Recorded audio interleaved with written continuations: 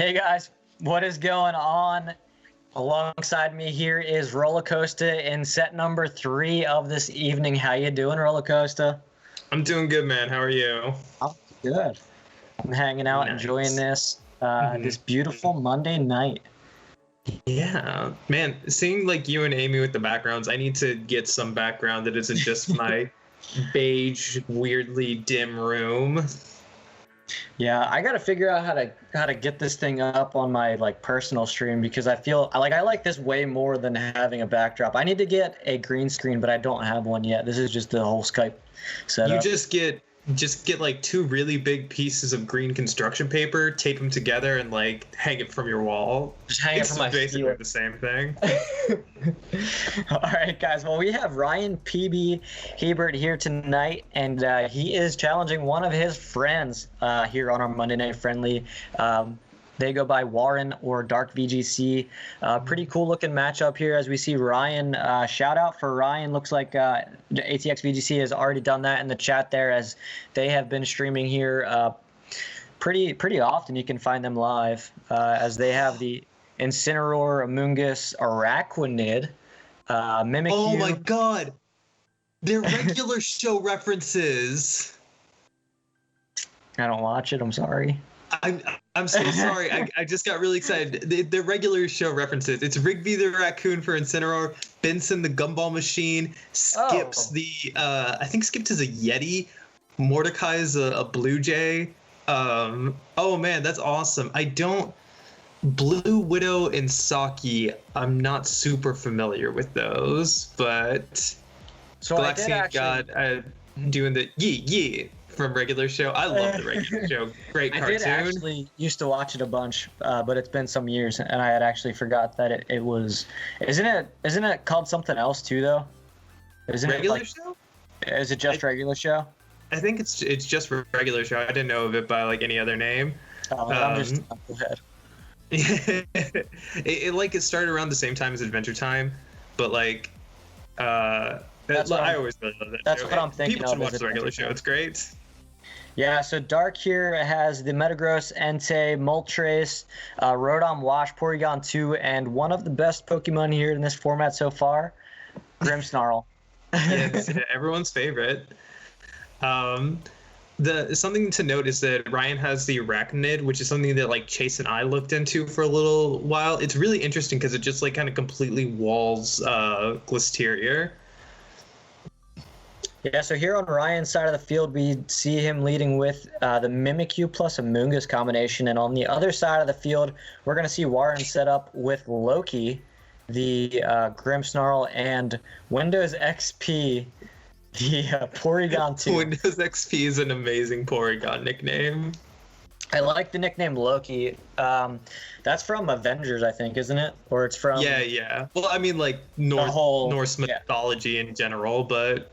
Yeah. Also the Avengers. I think the name Loki is very cool in general. Yeah. Apparently very common name for cats. Ooh, taunt. So Loki's going to go for the taunt to prevent Amoonguss from going for anything like a Spore, which is good because Mimikyu just gets a free Sword Stance off, and I imagine this Porygon 2 is just going to set up... Oh no, it's going to go for an Ice Beam, either trying to break the disguise or, get damage off from the Amoonguss. You know what I'd really like to see here, Rollercoaster? Dynamax Mimikyu. I mean, it just Swords Dance, so I'd say that's pretty likely. You could go for a Max Starfall into the Grimmsnarl. I honestly think that would just knock it out, unless it sets up a Reflect. This Porygon 2's here, but I don't really know what it wants to set Trick Room for. Maybe something like the Metagross in the back. But I mean, like, getting a Sword Stance off on your Mimikyu is a really good start. Yeah, absolutely. So I do think one thing that Ryan needs to be careful of here is that Grimmsnarl is switching out into an Excadrill. So we see the Araquanid, shiny Araquanid, actually coming out for that Amoonguss there, as that Grimmsnarl is just going to set up a Reflect and try and kind of mitigate the Swords Dance that we just saw. But play rough coming from this Mimikyu, doing tons of damage. Thankfully for that Reflect, not picking up a KO. We're going to see an Ice Beam coming from Warren's Porygon 2 here into Saki, the Mimikyu. Going to bring it down to about 55 5% health. Yeah, so that's really great damage off on the Grimmsnarl. Pretty much in the range of like any other attack. Now it's that classic weird position of like, who wants Trick Room up more? Does Ryan want it? Does Warren want it? I don't really know. Yeah, we're actually gonna see faster. Yeah, we're going to see the Grimmsnarl outspeed here and get that Spirit Break off into the Mimikyu, doing quite a bit of damage. Tri-Attack coming into the Blue Widow here, the Araquanid, not doing a crazy amount. Lunge coming from the Araquanid and getting the KO into this Grimmsnarl. So Trick Room comes up from Saki. That makes more sense than why we saw it outspeed. Right. Yeah, that was very concerning. I was like, how fast is this Grimmsnarl? Who has speed investment here? Mm. So it is going to be the Metagross for Warren coming in, replacing that no longer living Grimmsnarl. Yeah, and this could be also a case of like, I think Araquanid also just kind of walls the Metagross as well. So you can go ahead and proc them a weakness policy with something like a Shadow Sneak for like the really solid chip damage, and then just kind of hope that Araquanid can carry you through the rest of the game, which the Halloween Spider is a really cool shiny. Yeah, I absolutely agree. It's very cool. Not very common either. I know a lot of people were trying to build around it earlier in 2020, more so commonly on the East Coast, judging by my social feeds. Not so much over here. We saw more things commonly like Kudra that weren't really meta, but we tried to kind of make that a thing. Not too bad of a thing, if I do say so myself. Very cool. Yeah. Yeah, so it is going to be Shadow Sneak going into this Dynamax Metagross. Does it have the weakness policy? It looks like it does, actually. So going to be a +2 Metagross, and Araquanid here is also Dynamax. Let's see what it does. Yeah, the Geyser's coming out from the Araquanid going into this Metagross, so it's going to be a double into it, but still only brings it down to about 50% health. Yeah, so Ice Beam coming from this Porygon 2, targeting down this Mimikyu, and it is going to be just barely enough to pick up that KO. And actually, this Rockfall is probably going to do like a decent amount of damage, because, or, just kill. Okay, I totally forgot that bugs are weak to rocks. Well, so Rollercoaster, I would say that you were not wrong. That definitely did damage. It did, in fact, do solid damage. Yeah, so Rip the Spider, you will be remembered well. Yeah, I think that may have been a case of like hoping that the Metagross didn't have Rockfall and it had something like Ice Punch instead. And it oh wait, and Freddie, are you a fan of Attack on Titan? I love Attack on Titan. So I mean, like, it's still not a super bad position because you can spore the Metagross like pretty easily, and maybe you can win from there with your own Metagross, but it is honestly looking pretty rough with the Reflect and everything. Yeah, that explains why that turn, that double into the Metagross, did so little damage, was because of the Reflect. As we are going to see a Spore come from the Amoonguss on Ryan's side here, putting that Metagross to sleep. So very good move there by Ryan. Ice Beam is just going to come out from the Porygon 2 into Benson, the Amoonguss. Going to bring it down to about half health. Iron Head going into this Windows XP Porygon 2, just doing just a little bit more than chip damage. So yeah.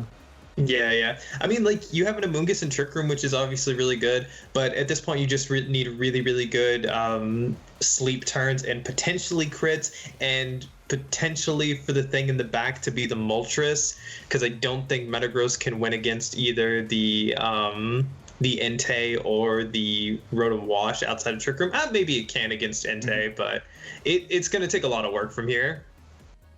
Yeah, so we are going to see another Spore come out, this time targeting down the only awake Pokemon on Warren's side of the field. It's going to be that Porygon 2, catching them Z's, getting a little snooze on. Skip's going for the Stomping Tantrum into this Metagross, but that Reflect still up, not going to do a lot of damage. Getting the Wake Up here from the Metagross, going to go for a Max Quake into Ryan's Metagross. That's going to be more than enough to pick up the KO with that weakness policy boost at +2. So looking pretty good here from Warren so far. What do you think, Rollercoaster?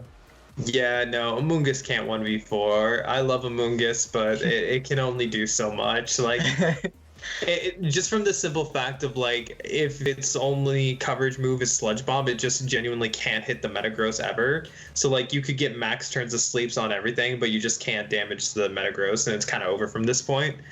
I think I think Ryan was expecting the double up of Shadow Sneak and Araquanid to do a lot more. Potentially he just forgot about the Reflect or how much that would reduce its damage. But yeah, I don't think that was the intended outcome of that play.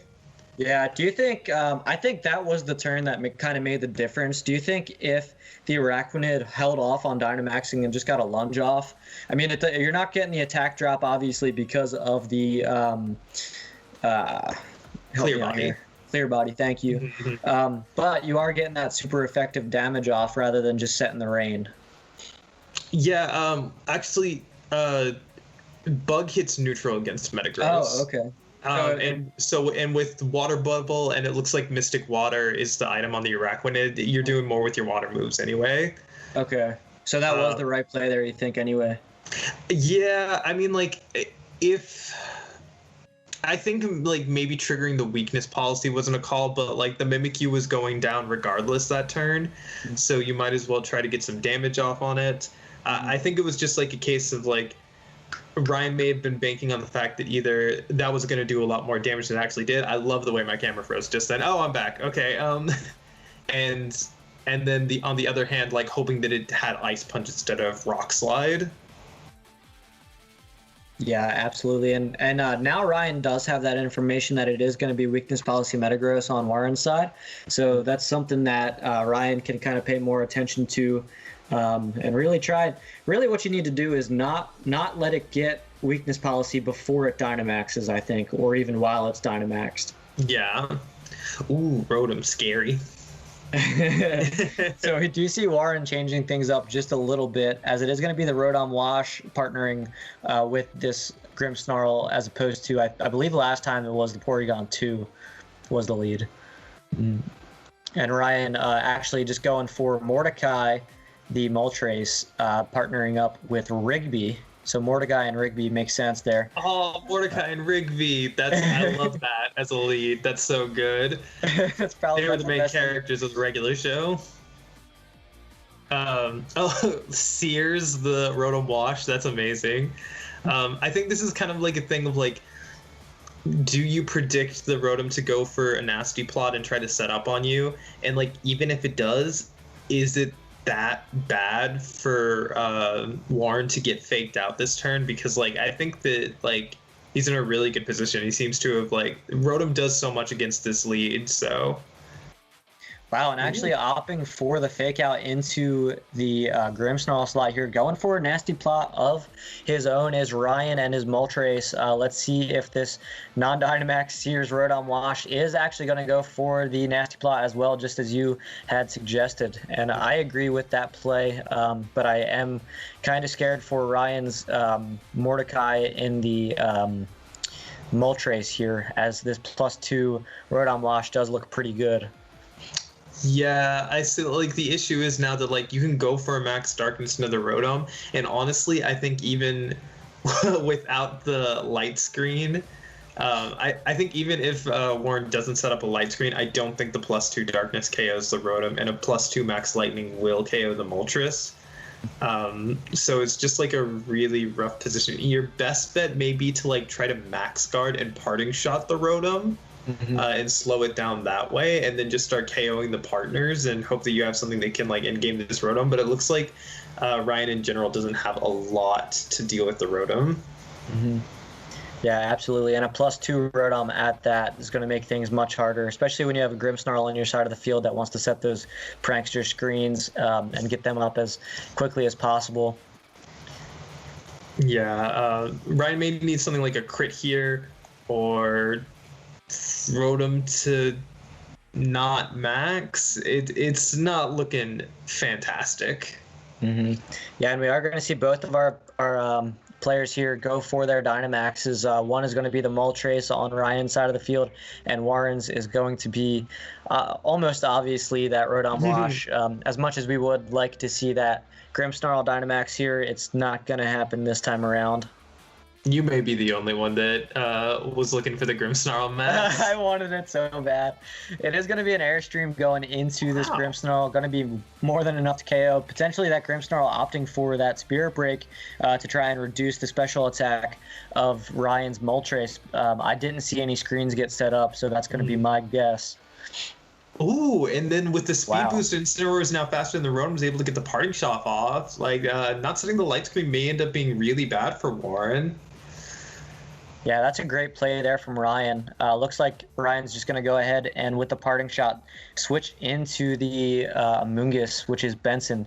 We're going to see that Sparkle from the shiny. Max Lightning coming out into Mordecai, the Moltres, even at +1 now. Still doing tons of damage. Not quite enough to pick up a KO, but still, that is a lot of damage. Yeah, so this is actually a really good position because now Mordecai has Berserk.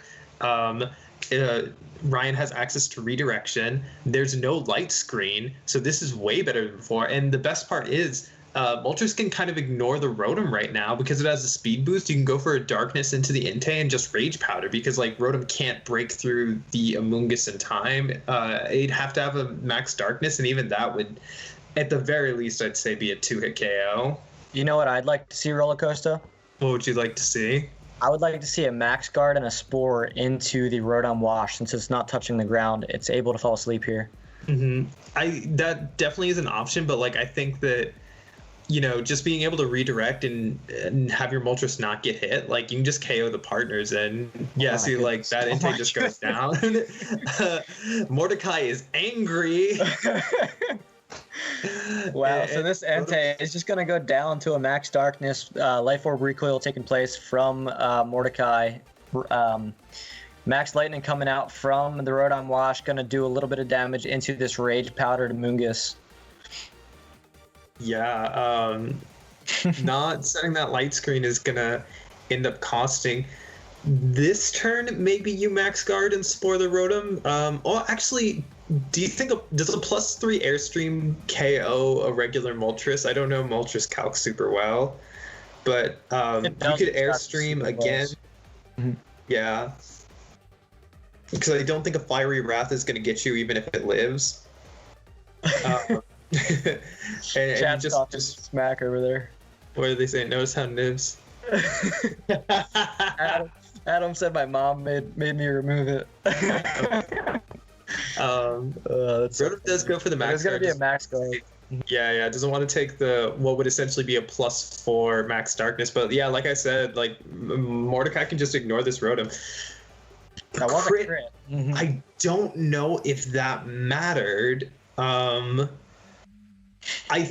It may have mattered in the sense that like it would have KO'd the Moltres, or would have not KO'd the Moltres, but like best case scenario is Moltres lives, it finishes off the Amoonguss. Maybe a Fiery Wrath would have killed Moltres, but it resisted and it didn't have any boost, so I really don't think so.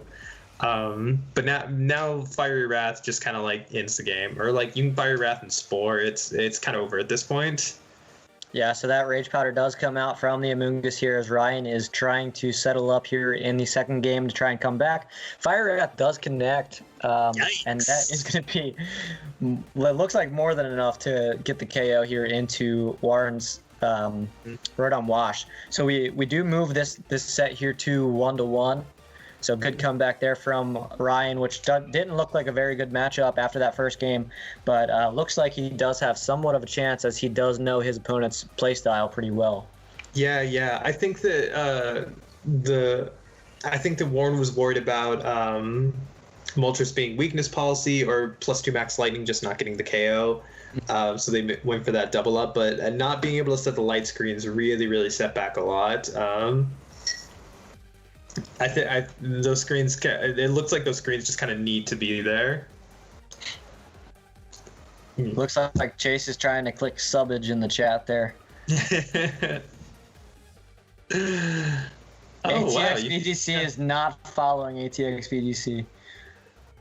Oh really? You can't follow yourselves? That's kind of crazy.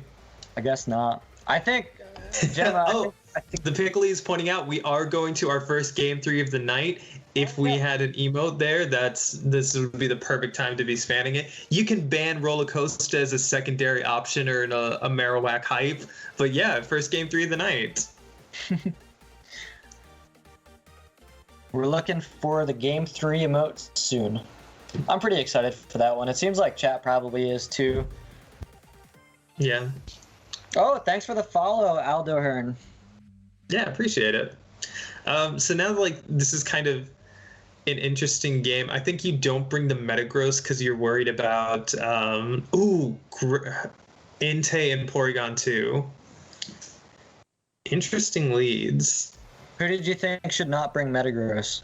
I was thinking that Warren probably shouldn't bring Metagross because it looks like because Ryan's bringing the Moltres and it's going to go pretty hard. But them leading the P2 makes me think that Metagross is in fact in the back. But also, real fast, thank you for the gift sub, Amy. Look, Flossie. Yeah, so now this is like kind of one of the scariest positions I'm ever in because like there's a good chance that Warren just like risks it all on a Sacred Fire into the Metagross, and while that will activate a potential weakness policy, it could also burn. It's a really risky play from like both players. Chase just said that I've been following a month longer than him. So we are going to see the Protect here from Skips, the Metagross. Windows XP going for that Ice Beam just to try and drop that Disguise from the Mimikyu. So Saki's going to lose the Decoy, just going to be a regular old Pikachu at this time. Still a Ghost Fairy type. Going to set the Trick Room here is the Mimikyu. So pretty interesting turn here from Ryan. Do you think Ryan was potentially predicting a Trick Room from Porygon 2 as well? No, I think that Ryan wants to Trick Room up for their Metagross. We saw that it was slower than Warren's in game 1, or potentially just like lost every single speed tie. So it was mostly like just wanting to get the Trick Room up themselves. Mm-hmm. Yeah, so it looks like one of our players here, potentially Ryan, opting for the Max, the Dynamax here in this turn, gonna be that Metagross. Mm-hmm.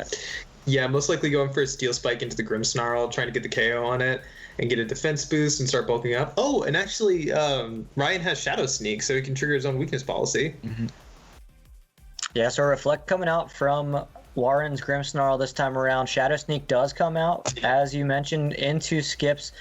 His own Metagross going to proc his own weakness policy this time on his Metagross. Mm-hmm. So much more refreshing for Ryan to see, I'm sure. Ice Beam does come out from the Porygon 2 on Warren's side of the field, going into Saki this time. No Decoy there, so it does damage. Steel Spike does come out from the Metagross, going to be way more than enough to KO. I know you don't need the +2 to kill that Grimmsnarl there. I've seen it way too many times, unfortunately. Yeah, Metagross is very strong, and Grimmsnarl is quite defensive, but the screen can only do so much. Oh yeah, through the Reflect, you could potentially need that. Yeah. And so, yeah, I think at this point, all you have to do is kind of not target Warren's Metagross, and I think you should be fine because you already have your weakness policy and they have to like do more to set theirs up. Also, depending on what you have in the back, if you brought your Moltres, which it looks like they did, you just have to keep you just can't give the Metagross an excuse to Max Quake. But on the other hand, like Ryan's Metagross already has a weakness policy set up, so you can just Max Quake it with like no consequences other than the fact that you're doing a bit lackluster damage. Absolutely. So we do see It's from ATX. The best Pokemon of the format, also me. I've seen Grimmsnarl die 1,000 deaths to opposing Metagross. Yeah. Sometimes you just gotta let Metagross go, okay? Metagross is here to serve its team. Mm-hmm. And that's why it's the best Pokemon in the format. It's such a great supporter, and it does so much damage physically too if it wants to. So we are going to see Warren's Metagross go for the Dynamax here. I think Ryan may have learned his lesson when it comes to proccing the weakness policy, as you mentioned. Going to go for the max guard here. It's tough to keep up with which Metagross that was. It looks like it was actually Warren's, as the Steel Spike's going to come out from Ryan's. Going to get more defensive boost as chat's hard to not watch there. Making fun of me. As the Pikmin is going to get set up. Grimmsnarl is indeed the best sacrifice Pokemon in the format, Adam. That's funny. So, okay, I like the Max Guard and Reverse Trick Room. That way you don't take like an insane amount of damage from a Max Quake. And we already saw that Warren had the faster Metagross, but and now the Amoonguss is like kind of in a lot of pressure, but it's still like things are a little rough because this Metagross is just kind of like going crazy right now. Yeah, and a very quick move selection here from both of these players. It seemed like they really knew what they wanted to do. A Steel Spike comes from Warren's Metagross going into the Amoonguss, trying to get them defense boosts, and very good option there as the Reflect seems to still be up. Plus the defense boost, this Max Quake +2 boost from Ryan is not going to do a whole lot. Also triggering that weakness policy for the opposing Metagross, getting a +2 attack boost here. Ice Beam coming from the Porygon 2 into Benson, the Amoonguss here. Not quite getting the KO, but bringing it into the red. Spore coming out from the Amoonguss and gonna put this Metagross to sleep.